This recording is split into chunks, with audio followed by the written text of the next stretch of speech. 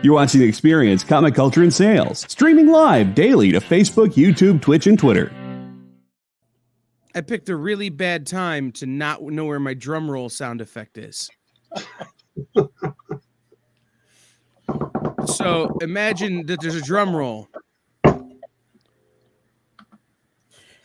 Yeah! Jane hat. It happened. Yes. Daddy? Daddy home. What's up, Backwoods? Welcome in, everybody. I thought there were a couple of things I had in mind for the cold open for today's show, but I decided just to do this. Awesome. And then I was going to try and do like the Beetlejuice from the musical, like 2 words, first word, and try and get you to say my name. And then I thought about reading the lyrics from the Jane song from Firefly or Chronicles of Jane, the song, or any of those. But Diary of Jane. Huh? The Diary of Jane. Yeah, that's another Jane song. Any of these things. But instead I decided just to come on and show you guys the hat and go, Dan, which side's the front? You know where the strings are hanging down? Yes. They should be on the front of the flap. Okay, because I thought the strings were just in the middle of the flap, and it had me all kind of confused. Okay. There we go. I'm going to lean into my inner babushka in space and tie the flaps. I am so glad you like that. This is in stores this week, where we talk about new books that are in stores this week, and I'm going to try and do it without sweating to death in my very nice new Jane hat.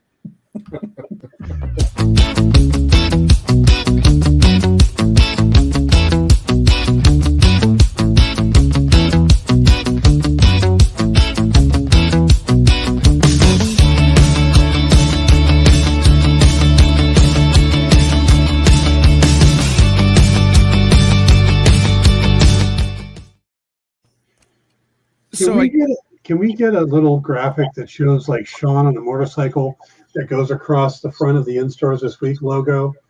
Like Batgirl, special guest. We can't even get one with proper punctuation.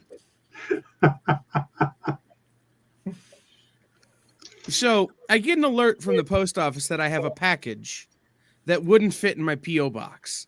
And I'm going, what kind of package did I get delivered that wouldn't fit in it was this. And I get to the post office last night, and I'm like, oh my God, what is this package? And I see it's from Dan. I'm like, it can only be the one thing. So I run out to my car, and I'm like ripping open the package on the way to the car. And I pull it out, and I take a picture. And then I got to playing with this. Oh, jeez. Did you make the pom-pom, Dan? Yes. It's very soft. So Kyle is actually a cat person. Got it. Yeah. No, I made the whole thing. So. Okay, I'll be here. There's his happy place this week because apparently it was not the comics. I didn't like any comics, but I like this.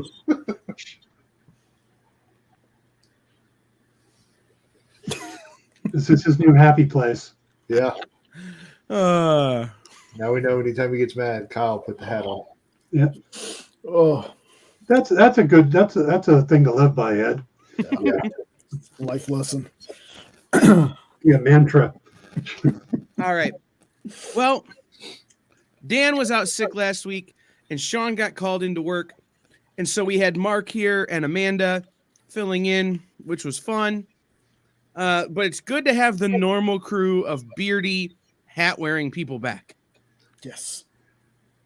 Yeah, and then they. I'm a little surprised that when you're out and it's just Jay and I, we don't suddenly have magically extra people to help us fill the time. I'm out, and suddenly you're out digging up guest hosts and got to bring 2 people in. You could always invite people. Yeah, thanks, Edward. It's a Christmas present from about a year and a half ago, or 2 years ago. We need 2 people to replace you, Dan. That's fair. You stack them on top of each other. And seeing as how Amanda is like Jay, and it's not that bad. We needed someone like Mark who has an opinion. So, all right, let's get to it, shall we? Yes. Alrighty then. We'll start here. This is Order and Outrage #1 by Jim Starlin and Rags Morales from Dark Horse Comics. I am a Starlin fan. I love Dreadstar. I love his work at Marvel. And I was really excited to read this. And it seems like there's some good setup going on here, but it didn't really get anywhere. And it's a little more adult than I expected. Okay, it's a lot more adult than I expected. So I'm kind of left a meh on this one. The art's, Rags Morales doing the art. I mean, but still, it's just kind of a meh. I'm whelmed. So I have Jim Starlin art over my shoulder right now. Like, I love Jim Starlin too. And I loved the pitch he gave for this book yesterday on Talking Shop. And then I read the book and I'm like, nope, forget it. I was wildly disappointed in this first issue. I did not like it. I did not enjoy it. I get where he's going and I get what he's trying to do, but this issue did not execute that. And if you're doing 12 issues and you're doing it in 3-4 issue story arcs, you don't have issues to screw around. And that's exactly what this is. Is it's an issue where it feels like they're like, okay, let's do the setup. You don't have time to set up. You just got to get to it. And I did more than side with the outrage, Dwayne. I, in fact, canceled my order. Oh, wow. I didn't. I just thought that was a clever play on words. I'm one of those guys. I committed to ordering this book from my LCS. I'm not going to not get it from my LCS because I didn't like it. But no, I'll wait for the trade and maybe give it a try, but this is wildly disappointing. Yeah, I'm kind of in the same boat there. I'll wait for a trade. I thought the art was great though.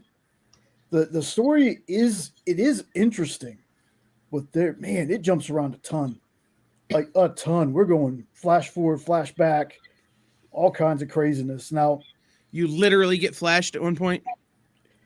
That was going to be here's my somewhat of a spoiler warning, folks. Male frontal genitalia, and it happens for a few panels. Like I wasn't expecting that. I'm reading the book, and blam, right there. We call that the full Keitel. Yes. That's a joke that's older than anyone here but you. But like they all got it. Everybody got True. it. Yeah. Like I said, the story to me seems interesting, but just the way it was told in this issue, I'm kind of hoping that maybe the next one kind of cleans it up a little bit. So, Sean, that whole ending scene just didn't make sense. I don't know what they were doing. So, and they were doing it naked, which is usually a good thing, but yeah. Dan pretty much summed up my entire review in one sentence. I honestly had no idea what was going on really throughout the entire first issue. Not gonna lie, this is the first thing from Jim that I've ever read. I haven't gotten to Infinity Gauntlet and stuff just yet. So I was really excited to get it, and then lo and behold, I got lost quick. And I was like, what is he trying to do? And Jay had to tell me, he goes, well, he kind of does this where he gives you a lot, and then apparently he comes in and he wraps it up or brings it all together pretty nicely down the road.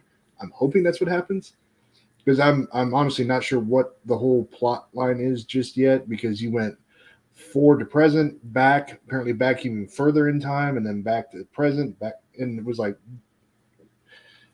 honestly, it was just hard to follow. It was great to look at. That's probably what kept me in the book. Art-wise, it was great, but it's super hard to follow. So if you pick this up, just be ready to be very confused. So yesterday, I go to my local comic shop because I needed to pick up a previews magazine that in an episode of Hot Takes coming up soon, I will burn an effigy.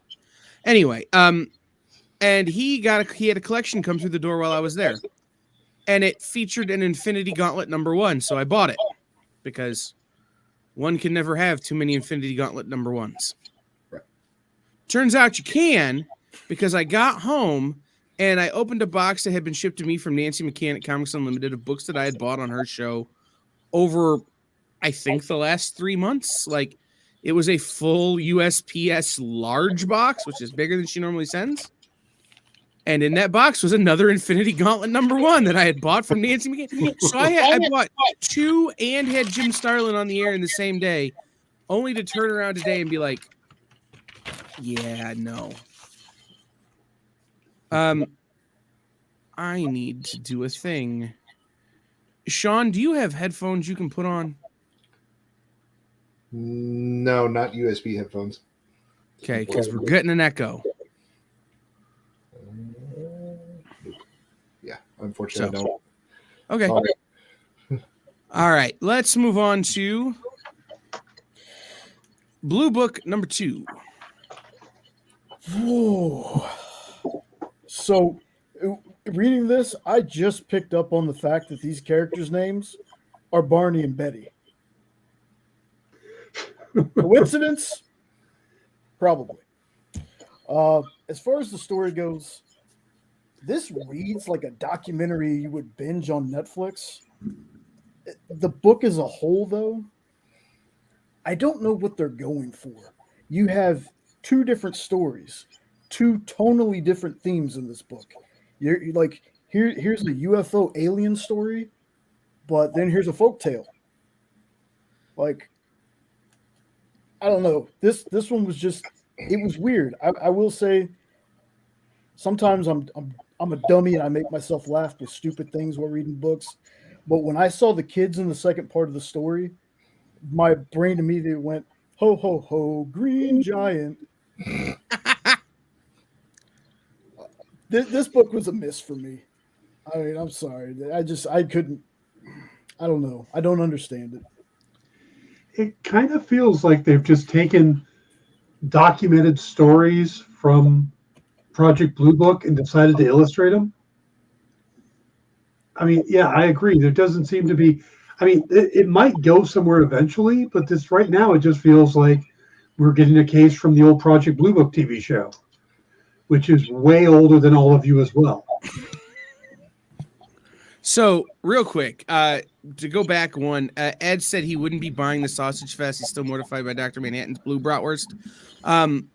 I would encourage you, Ed, to wait and see more reviews from other people, especially as more issues come out, because, like Jay said, that is kind of how Starlin works. Starts off broad and narrows it down to a point.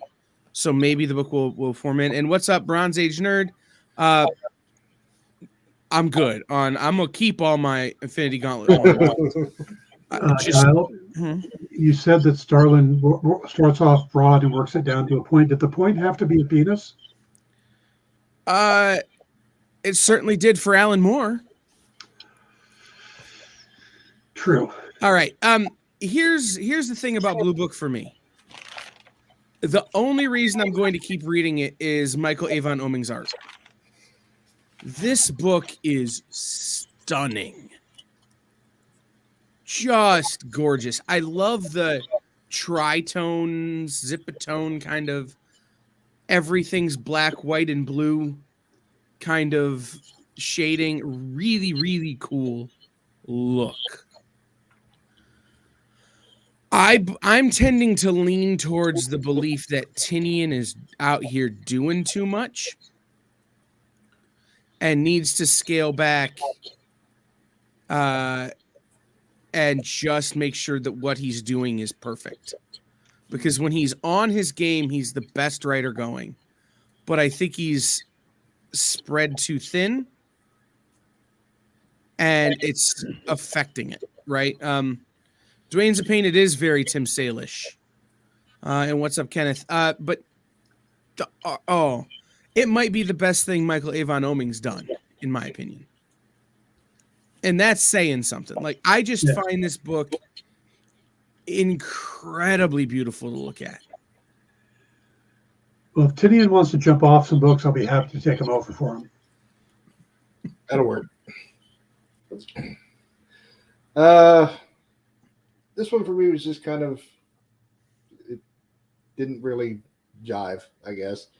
I would agree with Kyle, though. The art is nice to look at, especially in the blue section of the book, and even when you switch to the fairy tale. But just it didn't do anything to really bring me in, especially when you swap over to the fairy tale. Then I was even more kind of out than I already was at that point. But I don't know anything about the TV show, so if this is something that people know of and like, cool, check it out. Just for me, I'm good if I don't read another issue.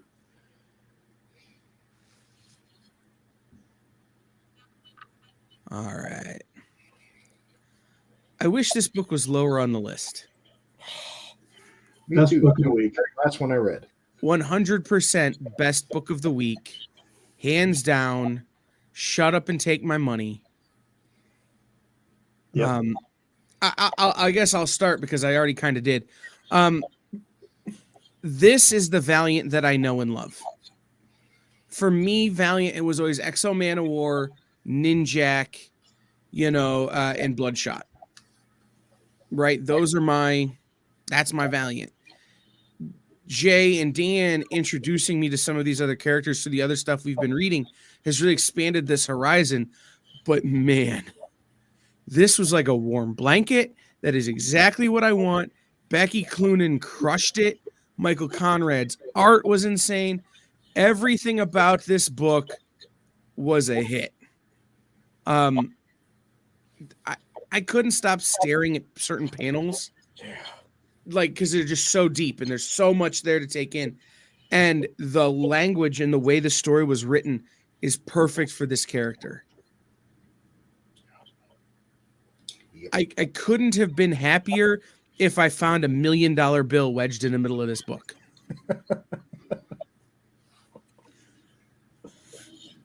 Love the art. Liam is killing it on this. Liam Sharp. The story is really strong and just really, like I said, this is the Exo Man of War that we've all been waiting for. It's the type of stuff we've been, the latest Valiant stuff has been absolutely awesome, and I'm just really pleased with this, and it really taps into the fact that you've got basically Conan the Barbarian in Iron Man's armor, and the Romans show up. This is freaking amazing. So I am all in on this one. Sean, go ahead. I'm going to go last. All right. Well, my first note, as soon as I got about 2 pages in, was I love Valiant and Exo. That's the very first note I made.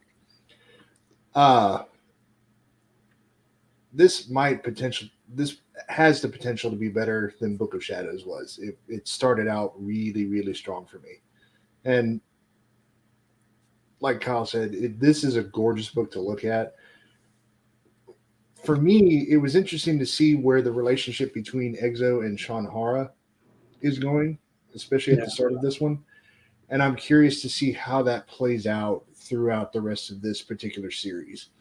For anyone who doesn't know, Sean Hara is not just an armor. It's actually a sentient thing, being, whatever you want to call it. So it's interesting to see the dialogue between the two of them, especially in this particular issue. And the fight with the Leviathan was awesome. Just to see him show who he is and whatnot, and remember that he's kind of this savage is pretty cool. So 100%, this is probably the best one on the list this week, although there's a very close second coming up here in just a couple of books for me. So let me go ahead and round this out. Big Exo fan, loved it. I actually got to read this a little while back because Jenna got me the Comics Pro variant. Super cool. So I actually read this a little while back. I loved it then. I reread it when we got the digital. I reread it. It was so good. This is definitely being added to the pull box. 100%. It's in mine, that's for sure. All right. Bell from Beyond. All right. Before we get started on this, I want to say one thing, and not my review. We got 2 books from Zenoscope this week. We got Bell from Beyond, and we got the Phoenix Files #2. And I was trying to decide which one because we have a full week. And I opened up Phoenix Files #1, and the first page was whoever the character is fighting a bunch of the Cthulhu fish people. And I went, we're going with Bell. So I did that just for Jay. You're welcome. Thank you, Dan. Go on. So I will start with the thing I say about Zenoscope. 32 pages of content is the correct number of pages of content. Although I think this one probably could have been 64.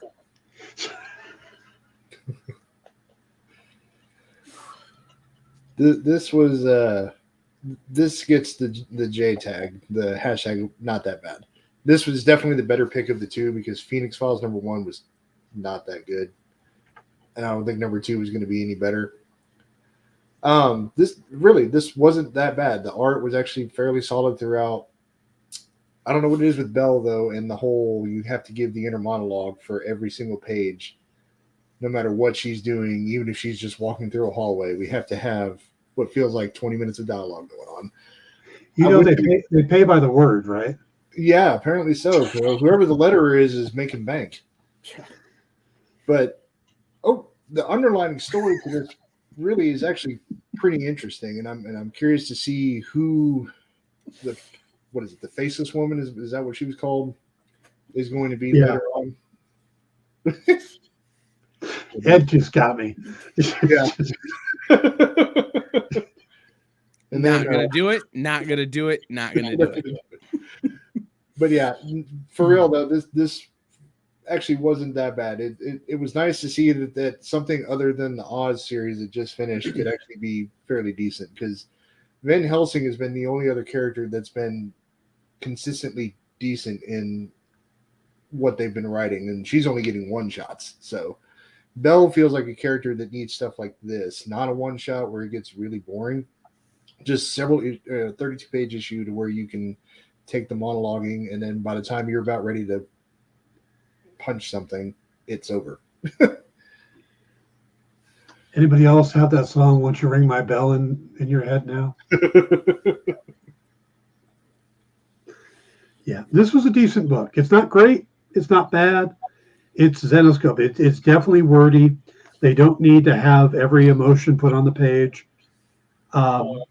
You can let the action speak for it sometimes, or you could have actual meaningful interactions between characters. But other than that, it's a standard Zenoscope book. Good covers, decent interior art, and the character Belle is probably one of the more standout characters in that she doesn't just blend in with every other character. So from that point of view, I liked it. But again, it's not special. It's not spectacular. It's again, I am whelmed. Yeah. It was fine. Decent story, couple of cool panels, but we're going to beat this one to death. Either stop with the inner monologue narration or stop with the character narration, because it feels like as soon as one stops, the other one picks right back up. Like there are, I know people talk to themselves. Some of us talk to multiple people in our own heads. Okay. But we agree. This book makes it hard to let the art part of the story breathe because there's just so many narration boxes and word balloons on some of these panels. Trim the fat, and I think I would have enjoyed this one a little more. The only problem I see with that though is when you trim the fat, there's not a whole lot of art there that tells anything. It feels like sometimes. Well, we don't know because it's covered up by word balloons. Fair enough. It could be worse. It could be covered up by fish people. Oh, that ain't no lie. I don't disagree with everything else that's been said. I don't mind the inner monologue. I don't. Doesn't bother me. If you're gonna just draw static panels, we need the inner monologue. If you want to hire a higher class of interior artist who can draw movement, then get rid of them. Sure. But if this is how you're going to present your books, which Zenescope has for a long time, I don't have a problem with it. This needs to be a 4-issue series, not a one-shot and then come back and check out this other book that's not related at all later because it'll have this villain. This should have been the faceless woman series, mini-series. And Belle could have been in it, and you could have got Van Helsing in it. You could have done an event around this villain in a 4 or 6 issue miniseries, but instead they're going to do endless one-shots that don't connect to anything, that drive us nuts and ruin a perfectly good bad guy. And it makes me just absolutely batty. So, all right. Speaking of books with way too many text bubbles and odd padding in the text bubbles, and like, I don't know if you guys know this, but there's this thing called padding when you design text where it's the space around the text bubble, and you don't need inches in a comic book. Huge spaces around 3 words that cover 2 whole panels. I couldn't read the book because I couldn't stand layout design. That's okay. I read it for you. Kyle, happy place. Go to your happy place. There you go. All right. So, okay, you just sit there and play with your ball. This is a continuation of the book the first issue we read. I like the action of it. Again, it brings in Jekyll and Hyde into the middle of a Sherlock Holmes series. But yeah, the lettering on it is, I'm going to go with atrocious. It definitely needs a better quality of letterer on this one. It really takes you out of the story. It's hard to read. It's hard to follow. But I do like what the story is trying to tell us when you kind of decipher it. So, for Holmes fans, stick around. Everybody else, Well, see, and I'm kind of on the opposite end of that. I was just going to skim this one. Just like last time, I was just going to skim it. Nope. The story sucked me in, and I read the whole thing. You know, before I knew it, I was like, oh, that was it? That's the end? I really dig this, and I definitely wouldn't mind if we stuck with this series. The artworks, the story just had a great flow to it. In my opinion, if you're a Sherlock fan or into detective mysteries with fantastical elements, this is a must-read. This was my second favorite book this week. Yeah. Same for me. Big fan of Sherlock, so this has been a really cool read. I like the idea that you get, of course, the Jekyll and Hyde, and it's got almost a steampunk feel to it in how the art and the world is kind of presented. Very curious to see the Moriarty bit and the accident that they alluded to that he's supposedly survived and how that plays into the story. But overall, I thought it was really good. The story is intriguing enough for me at least, to take care of, sorry, not good wording,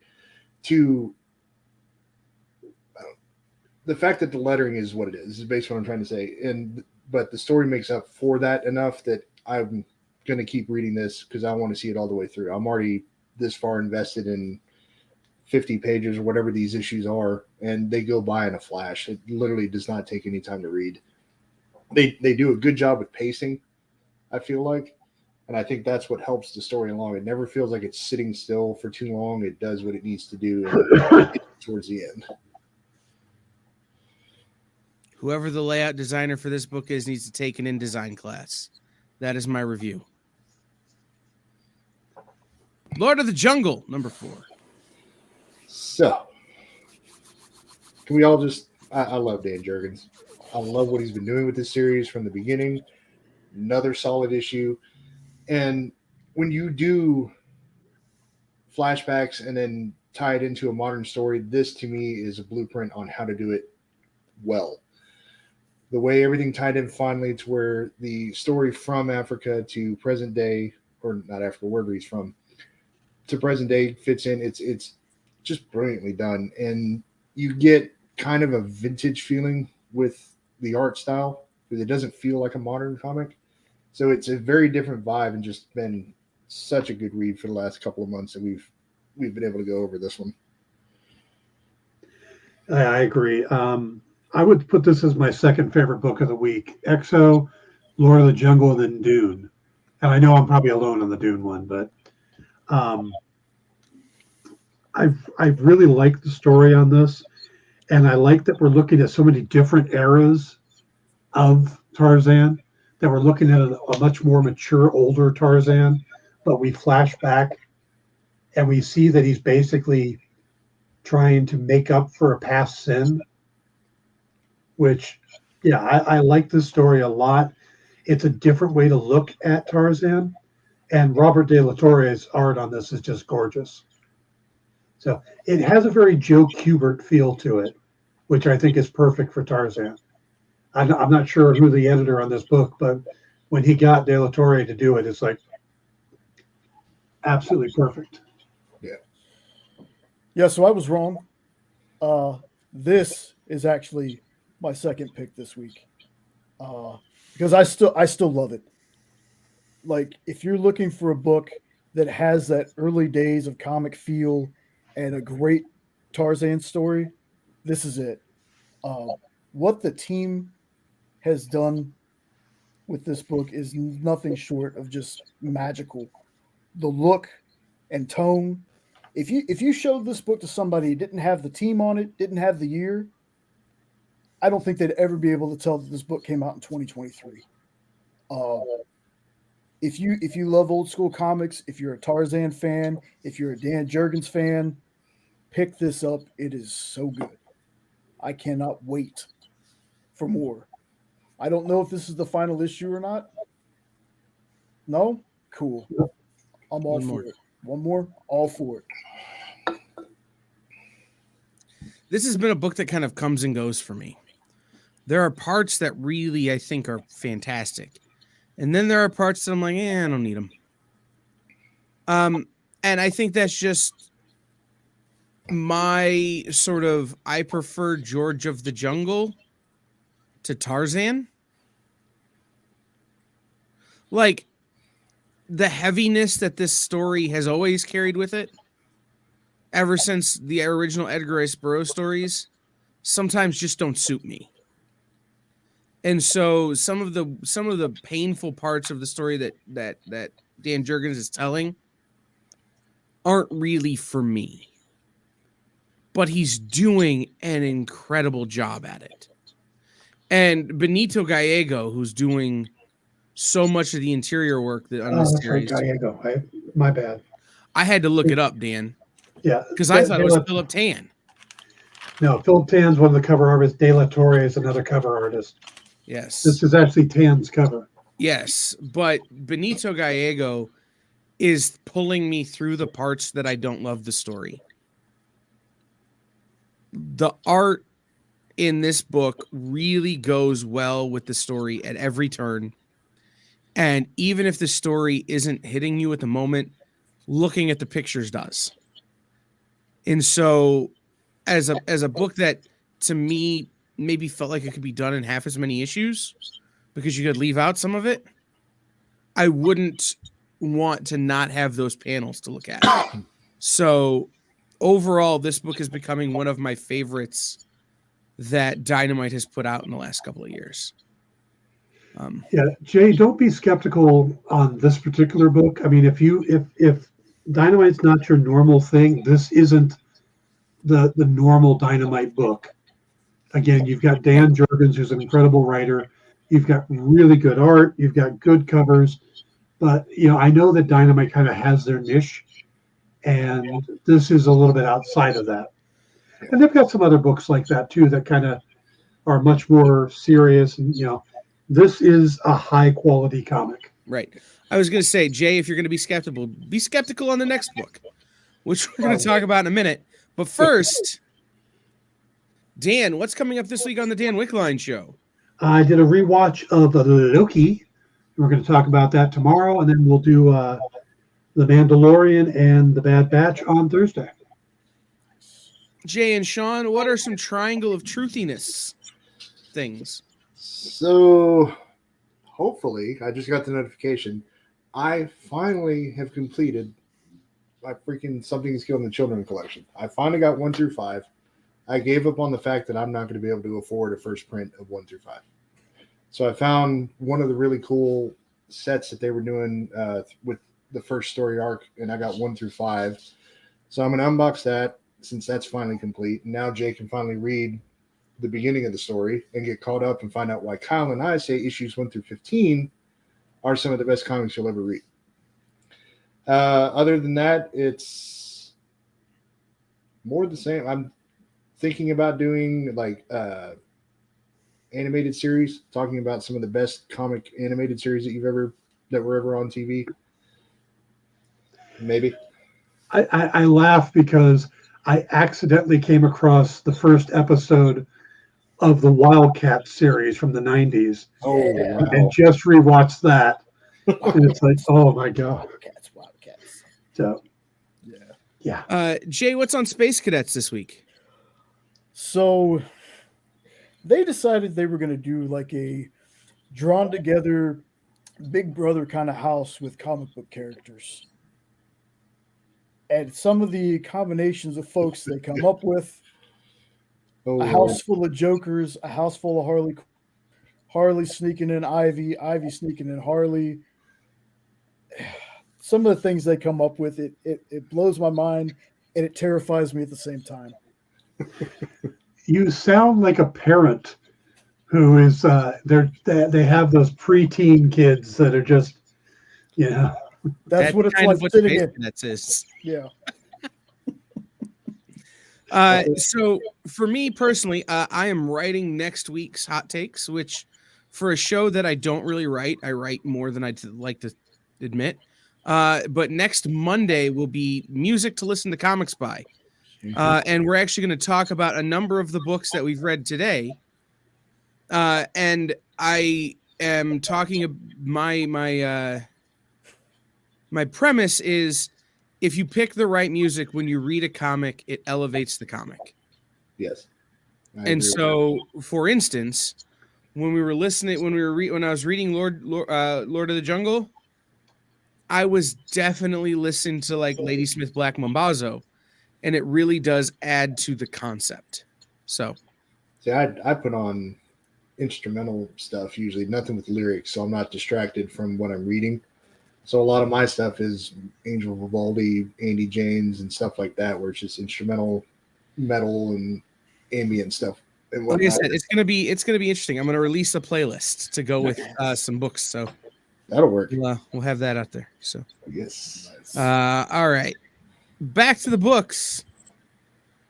My review of this book is I said it before and I've said it again. Not for me. Okay, well, I'll go second. So I have not read any of this series up until this issue. So that said, I'm pretty sure that obviously if I go back and read issues 1 through 3, any questions that I have are going to get answered. Did I think this was terrible? No. I actually thought when they had the big fight at the end and you get all the different Sonias from the different universes, that was actually really cool. Samurai Sonia is one that I'd be interested in. The teenage lacrosse player one, I'm wondering about. So, I feel like that would be kind of an interesting one. But overall, I mean, I didn't think it was too terrible. It seemed to finish the story and tie it up pretty decently, and she got a happy ending for once, which was, I guess, a very not Red Sonja type thing. Yeah. So I can see why people definitely have enjoyed the series and whatnot based on this issue. If this led into Red Sonja kind of returning to the classic Red Sonja storytelling where it's a little bit more of the Edgar Rice. No, Yeah. is ERB? Yeah, the little more ERB storytelling, the more Conan style, and gets rid of all the Sonya Versal. That's been a fun trip, but it feels like this could be closing the door. Everybody's going back to where they belong, and we could just spend time with Red Sonja in the Hyperion age again. And if that's the case, then I love this series because it does that.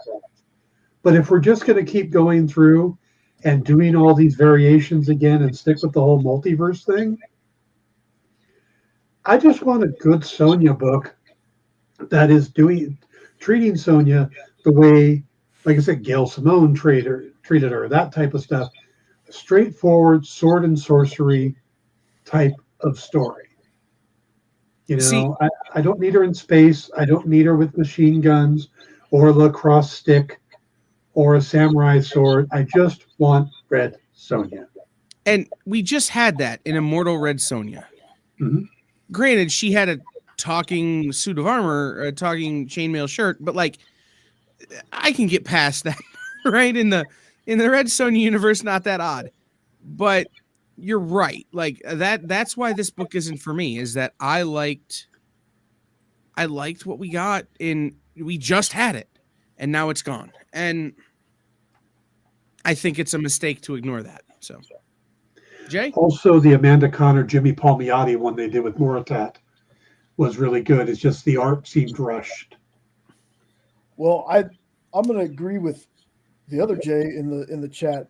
I am kind of getting multiverse fatigue, but spoiler, I did like this one. I just want to know how, in all these Red Sonja books, is this the first time we are seeing an iconic character? And I won't spoil who it is, but as soon as I saw the top of this person's head, I was like, it's that person from the Red Sonja movie. I don't know a lot about Red Sonja, the comic person, but I wore out the VHS to Red Sonja when I was a kid. So when I saw this character show up in the book, I marked out for it. Like, I will say this: when it got to the battle, I thought the battle was awesome, and the speech, to paraphrase, the voice that speaks all our fears into existence. It's looking us in the eye. What do we say to it? And they're like, "Frack you." I thought it was a clever line. I liked it. I thought this was a pretty good series, but I think that this issue was the best out of all four of them. But if they don't ever do multiversal stuff for Red Sonja again, I'm happy.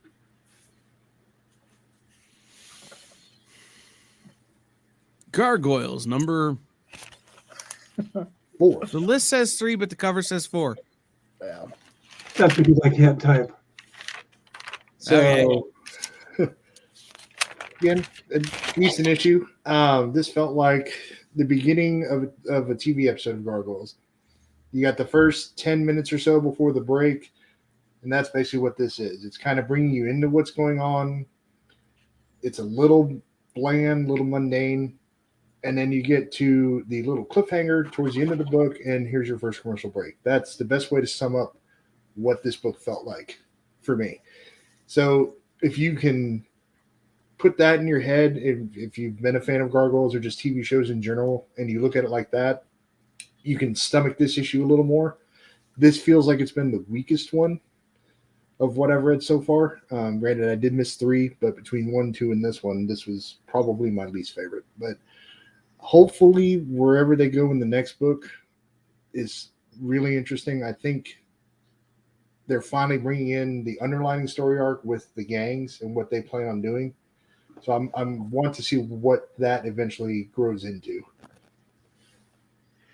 I remember watching the Gargoyles when it came out, but I didn't watch all of them. It was like, hey, it's the cast of Star Trek doing voices. This is great. But this is it feels like you really need to be up on the series, the cartoon series, to understand and get into this. They do have one of the writers from the show doing the story, Greg Weisman. I'm not a big fan of the art on this book. I like a little more detailed art. It's a little, I don't know, sloppy, but I love the covers on it. But I'm just having a hard time getting into this series. Much easier for me to get into Darkwing Duck. I'm looking forward to what they're going to do with Maleficent and Scar coming up. But this one's just not really working for me. Yeah, this for me, it was a super quick read, and I liked it. Much like Darkwing Duck, this feels like a Gargoyles episode. Now, I completely understand why this comic wouldn't be for everyone. Much like the Star Trek books, it helps if you were a fan of the show. And, I will say that the Darkwing Duck continuation works a little better. I think Gargoyles should have started from the beginning. I don't think it's very fan friendly if you've never watched it. From a fan perspective, I think it's great. I like it, but like I said, it's just one of those things where if you weren't a fan of it and you're jumping into something where it's a couple years after the series has ended, it's not going to make a whole lot of sense, and it's going to be kind of hard to follow. So I wish this one would have started at the beginning. Darkwing Duck can have the continuation because it's easier to digest Darkwing Duck than this one. My problem with this book is a simple one. I think the stories are good. I think the art is fine. It reminds me of the show. The show wasn't the most detailed cartoon show you ever saw. My problem is when I read it, I don't hear the voices of the characters. When I read Darkwing Duck, I hear the voices of the characters in my head.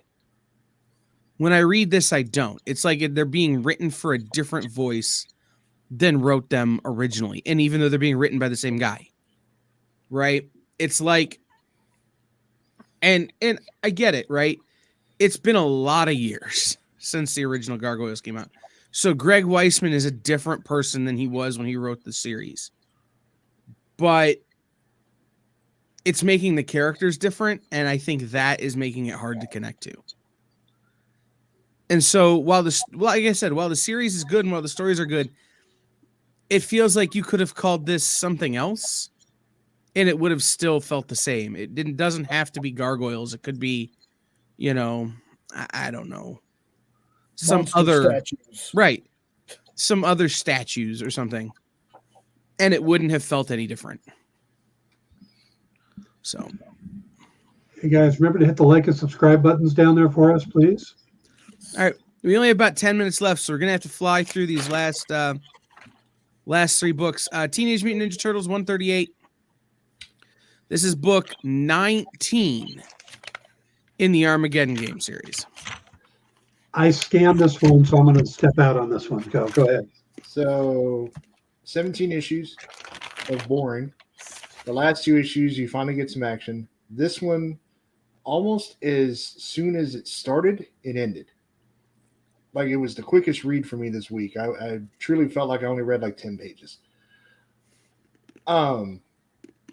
That said, it's like it just seemed too easy to win the battle in this book. So it's like, what was the point of all that buildup if this particular part of it was that easy?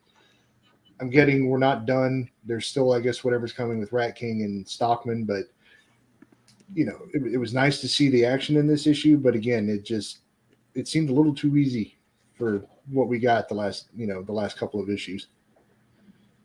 So it just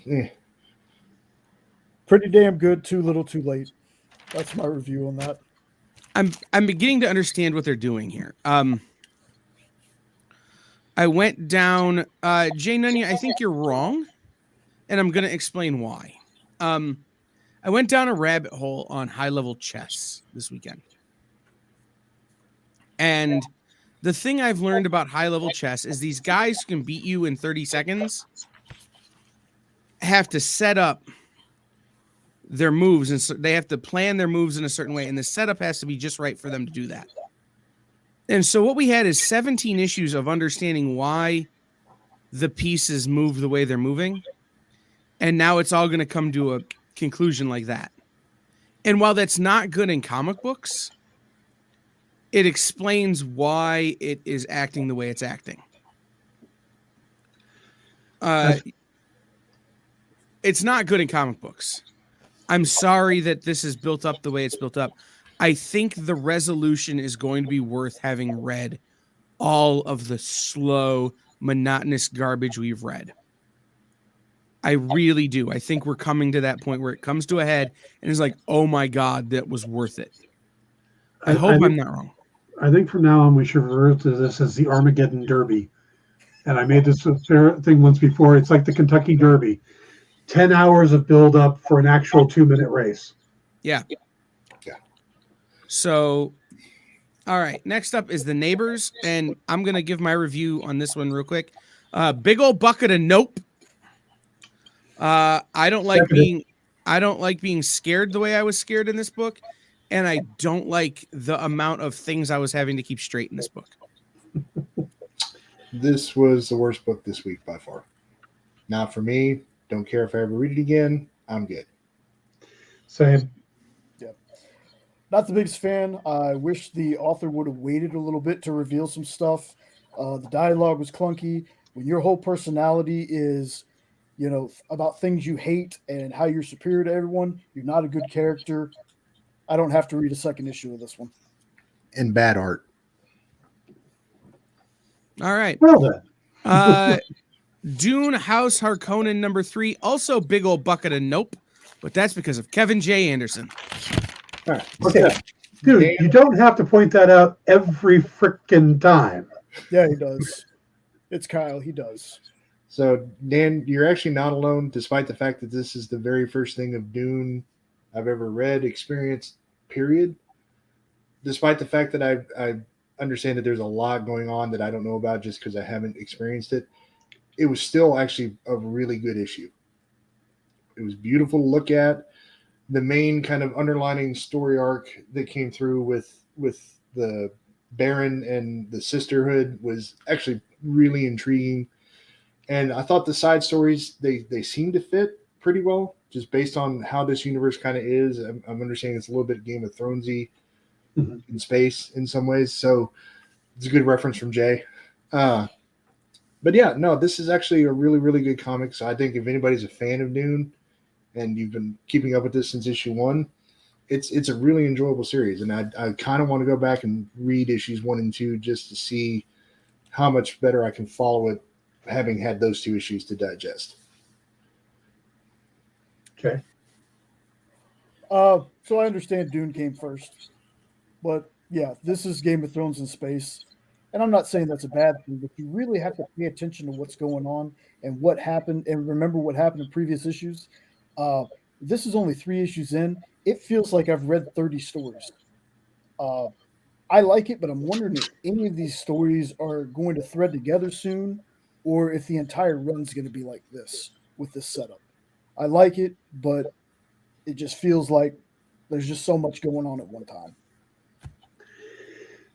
Dune is to sci-fi what Lord of the Rings is to high fantasy. This is kind of that level of book. And I have not read the actual Dune books, but I've seen the movies, the more recent one. And having seen it, I see where a lot of this is going. It's filling in a lot of the backstory and stuff for the movies and for the universe. And I'm enjoying that a lot. We're seeing a young Duncan Idaho who is played by Jason Momoa in the movie. We're seeing, the start of House Harkonnen, the starts of House Atreides, how, Paul's parents meet, the Bene Gesserit, which is going to be a big TV series coming up, focused on them. So a lot of this, if you are into Dune or, watch the movie, this fills in a lot of that stuff without having to sit down and read all the Frank Herbert novels, which there's a lot of. But I really enjoy this series, and I see how they're kind of dealing with all these different pieces at once. So will they all come together? I think they will. But yeah, it's high sci-fi with a lot of political undertones, and I'm here for it. Well, that's the clearest reason why I don't like Dune that anyone's ever given. Don't like Lord of the Rings, don't like Game of Thrones, don't like Dune. if I ever made a comic character out of Kyle, I would call him the Contrarian. No, you would call him Comic Book Man from The Simpsons. Worst series ever. He already exists, and Hank Azaria does the voice. Mm-hmm. This show, as always, is brought to you with limited commercial interruption, which is no commercial interruption, by Comic Shop Locator. Head over to comicshoplocator.com and type in the zip code of the area where you are, and it will tell you where there are comic shops nearby to you. Spring break is upon us for many, many people. If you're traveling for spring break, find a comic shop near where you're going for spring break. I'm sure they have them in all of those great party cities where people go when they're on spring break from college, even though we're all too old for that. So visit a comic shop near you when you go places. Give a call, find the information on there, give a call, make sure they're open the hours they say they're open, all that kind of good stuff. But visit your comic shop, visit comic shops when you travel, and use Comic Shop Locator to find them.